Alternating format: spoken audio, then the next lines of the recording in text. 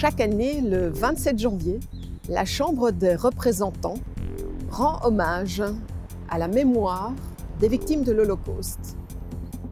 De datum verwijst naar de bevrijding van het nazi-concentratie- en vernietigingskamp Auschwitz-Birkenau. Cette année, hélas, la cérémonie ne pourra pas avoir lieu à la Chambre, dans notre Assemblée, en raison de la crise sanitaire qui est toujours bien présente. Ik zal deze videoreportage afsluiten met twee tieners die met getuigen hebben gesproken, die het zelf hebben meegemaakt. Je m'appelle Igor, j'ai 17 ans, j'écoute du reggae, du rap, du punk, de la techno, je produis de la techno. Pourquoi j'aime la diversité? Parce que je trouve que c'est mieux avec toutes les couleurs, je trouve ça plus beau.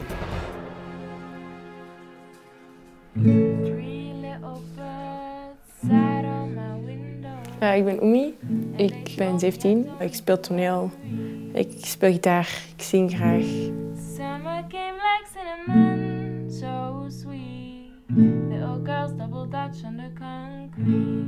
We zijn 3 dagen op stap geweest. Eerst hebben we een kader geschetst door mensen die daar onderzoek naar hebben gedaan, door mensen die daar veel over weten. Die hebben ons uitgelegd van zo, wat was nu de Holocaust, wat waren de Joden in die tijd. Wat moeten we ons daarbij voorstellen? On a été voir un monsieur qui s'appelait Monsieur Israël, qui nous a raconté son histoire. Donc comment il a vécu la déportation jusqu'à Auschwitz. Et on a été visiter la caserne d'Ossin, qui est la porte vers l'enfer, on va dire. En dan de derde dag zijn we naar een vrouw gegaan, Regina Sluzny. Zij was een ondergedoken kind in de Tweede Wereldoorlog. Ik vond het echt super belangrijk om haar verhaal te vertellen aan mensen. Dus deed dat ook echt geweldig, want ik heb echt geen 1 seconde niet opgelet. Ja, die heeft me echt met een goed gevoel naar huis laten gaan.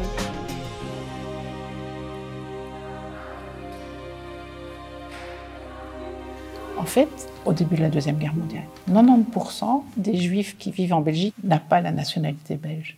Et ce sont des immigrés récents. Et donc, ces Juifs étrangers, on va les retrouver surtout dans les grandes villes. C'est toujours là aussi que les immigrations s'installent. C'est plus facile de trouver du travail.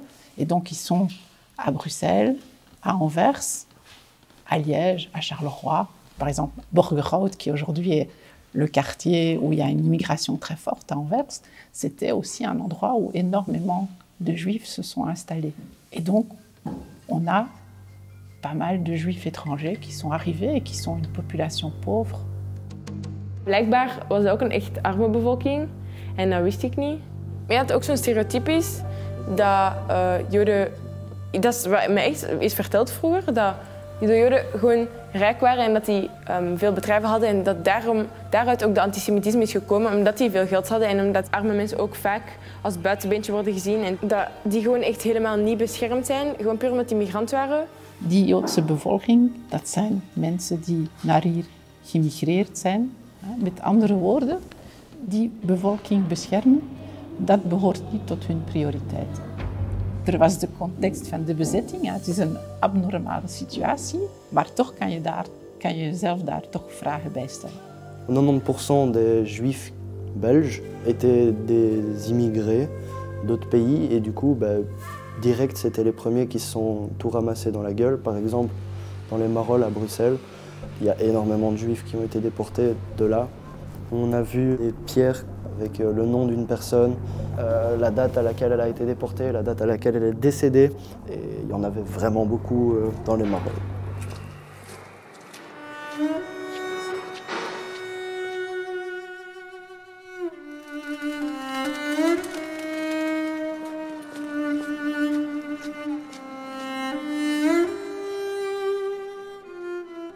Je suis né à l'île de Rhodes.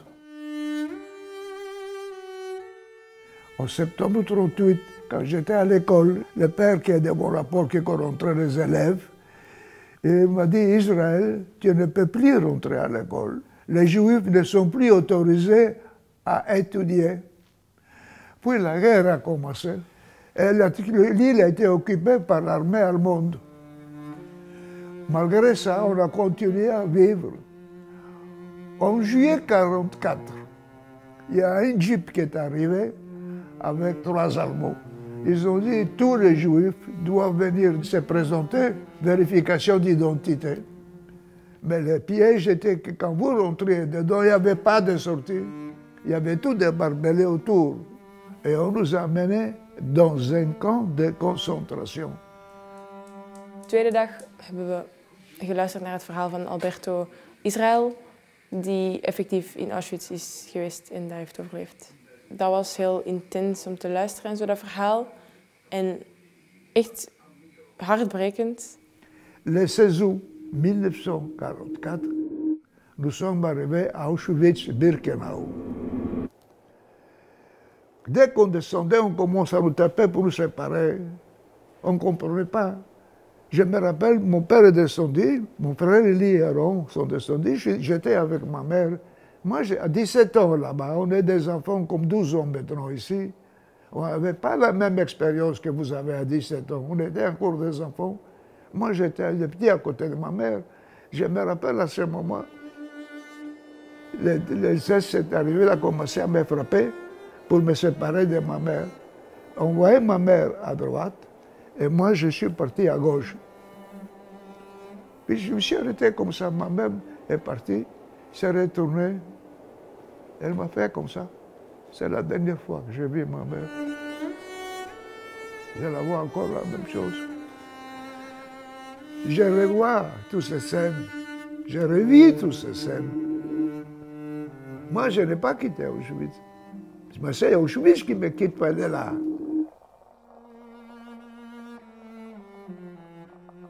Je suis en train de vous raconter, quand j'ai dit, j'ai vu ma mère qui m'a fait comme ça. J'étais en face de ma mère en ce moment-là, je la voyais. Moi, je n'ai pas quitté Auschwitz. C'est Auschwitz qui ne me quitte pas.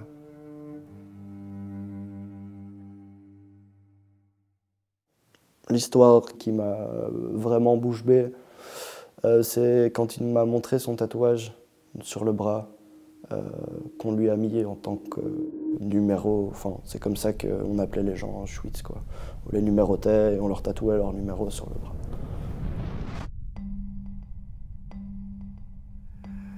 Nous sommes partis au métro et on arrive à la sélection. Une sélection, ça veut dire un choix. Choisir. S'il est pour continuer à vivre ou s'il doit aller à la mort. Et nous sommes arrivés là-bas. À ce moment-là, mon frère Elie est parti à droite. Moi, qui peut me protéger mieux que mon père? Moi, je voulais aller avec mon père. Mon père a compris. Ma mère avait compris. Il m'a regardé. J'ai vu dans ses yeux, il m'a dit, toi, va avec tes frères.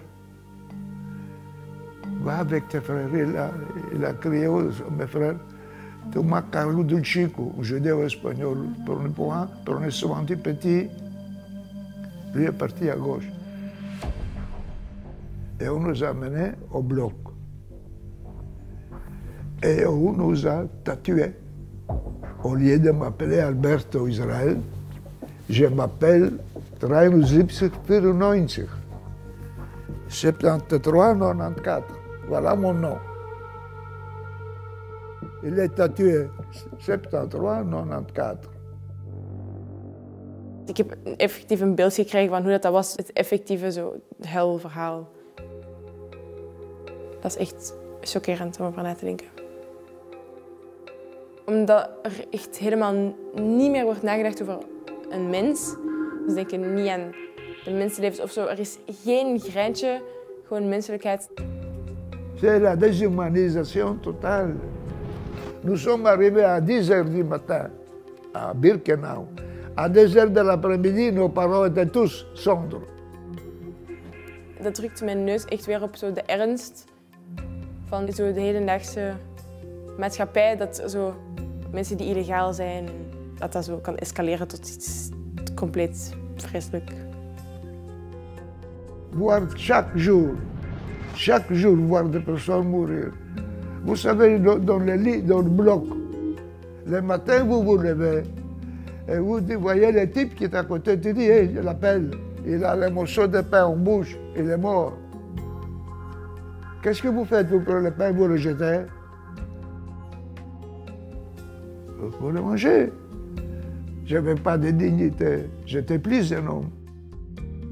Je prenais ce pain, je le mangeais, j'étais content de l'avoir. Parfois, toujours, je me reproche pourquoi j'ai accepté de tomber si bas, pourquoi je n'ai pas refusé ce morceau de pain.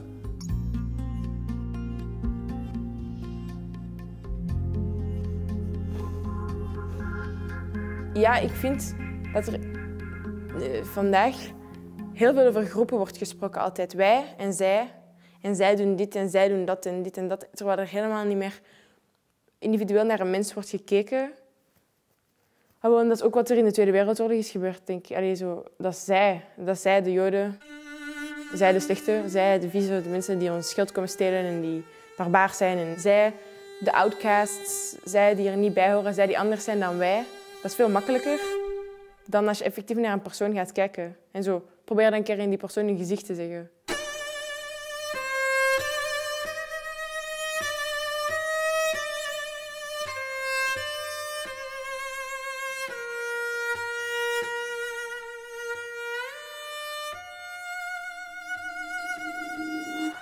J'ai pas eu facile à tous les moments. C'était d'abord à la caserne d'Ossins.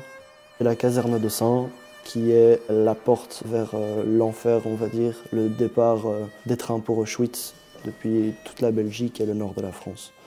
Quand on a visité la salle où les enfants étaient enfermés, en attendant de partir à Auschwitz, parfois des mois, ça a été assez émouvant pour moi. J'ai versé une petite larme. Ja, fucking heavy. Ja, het is moeilijk, hè? Ik weet niet, het feit dat gewoon kinderen zijn en enfin, dat mensen, volwassene mensen, dat aan kinderen kunnen aandoen. En ja, ik weet niet. Ik voel me een beetje raar daarover. Ça me rend triste en fait. C'est dommage de voir à quel point la cruauté de l'homme peut être poussée loin. Kazerne d'Ossins was een soort verzamelplaats waar ze heel veel Joden verzamelden om dan op een trein te zitten naar Auschwitz-Birkenau. Het kunstwerk dat daar gemaakt was, nooit vergeten, stond er in het Hebreeuws, denk ik. En waar dat er zo alle namen werden afgeroepen van de Joden die daar gedeporteerd zijn. Pinkov, Juda, 21 ans. En dat is me heel erg bijgebleven, omdat die zei elke keer een naam en dan een leeftijd. Becker, Anna, 12 ans. En dat was echt, ik weet niet, chockerend om te horen. Tobe, mijn vriend, 1 an. Die hebben amper de kans gekregen om te leven, zeg maar. Goldfinger, Izzy, 3 ans. En dat breekt je hart echt gewoon. Dat vond ik echt vreselijk. Il y a eu plus de 25 000 juifs qui ont été déportés depuis la caserne d'Ossins. Il y en a plus de 24 000 qui sont morts. Donc 95% sont morts. Donc ceux qui reviennent, c'est un petit millier de personnes. À Borgerhout, il y a des rues où 97% des gens ont été déportés. Donc vraiment, c'est des rues, après, qui sont vides. Voilà. À Bruxelles, on est à 40% de la population juive qui va être déportée et qui va mourir en déportation. Mais ça veut aussi dire que plus de 60% va réussir à se cacher. Et donc, réussir à se cacher, ça veut dire trouver des gens qui vont les aider. Donc, trouver des gens qui prennent des risques incroyables pour sauver ces enfants. Alle 5, mama, papa, mijn 2 broers en ik, hebben ongeveer op 15 verschillende plekken ondergedoken gezeten. En iedere keer als er iets gebeurde of iemand had hun gezien per ongeluk, dan moesten ze veranderen. Dus 15 keer op 3,5 jaar hebben mijn ouders van onderduik veranderd om in leven te blijven, maar zijn wel in leven gebleven. On a été voir Madame Regina qui nous a parlé de la vie qu'elle a vécue en tant qu'enfant caché pendant la guerre. Regina, elle nous a accueillis comme si on était ses petits-enfants.